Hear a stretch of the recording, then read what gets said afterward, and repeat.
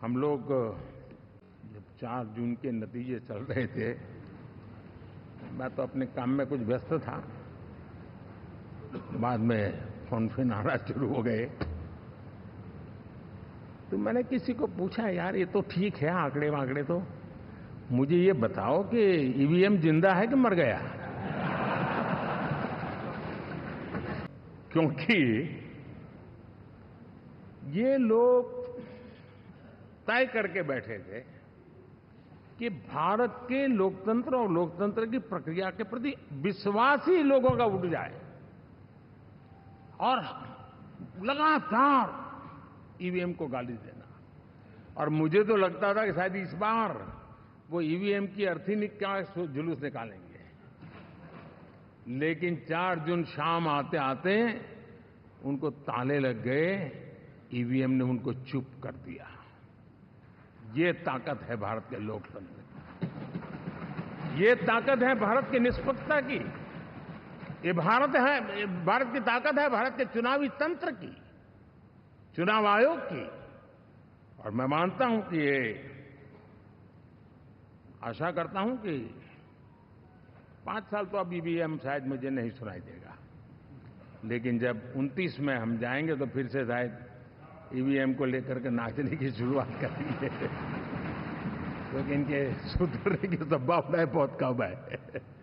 आप देखिए, चुनाव के समय मैंने पहली बार देखा, शायद हर तीसरे दिन इलेक्शन कमीशन के काम में रुकावट आए, इसके लिए सुप्रीम कोर्ट के दरवाजे खटखटाए गए, भांति भांति की एप्लीकेशन, और एक ही टोली थी। और लोकतंत्र के प्रति जिनका भरोभार अविश्वास है, ऐसे लोग सुप्रीम कोर्ट का उपयोग करते हुए कैसे रुकावट डाले, इसका निरंतर प्रयास करते रहे। और चुनाव आयोग की ताकत का एक बड़ा हिस्सा अदालतों में, इस पीक आवर्स में, चुनाव के पीक आवर्स में, यानी कितनी निराशा लेकर के ये लोग मैदान में आए थे कि उन्होंने पूरा हमला उसी इंस्टीट्यूट पे लगा दो, ताकि चुनाव के कोई भी परिणाम आए, हम दुनिया के सामने भारत को भी बदनाम कर लें। ये षड्यंत्र का हिस्सा था दोस्तों, और कभी भी देश उनको माफ नहीं करेगा।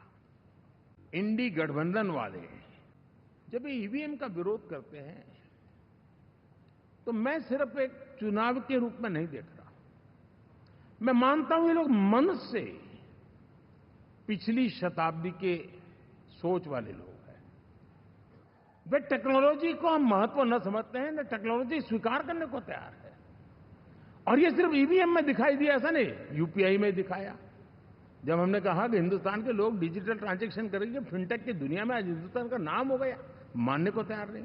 आधार आज देश की एक पहचान बना है। मैं तो देख रहा हूं कि मुझे कई देश कहते हैं कि हमें आधार की पद्धति से आगे बढ़ना है, आप कैसे मदद कर सकते हैं। उस आधार को रोकने के लिए सुप्रीम कोर्ट में बार बार जाकर के परेशानियां पैदा की। यानी मूलतः ये प्रगति के विरोधी, आधुनिकता के विरोधी, टेक्नोलॉजी के विरोधी इंडी अलायंस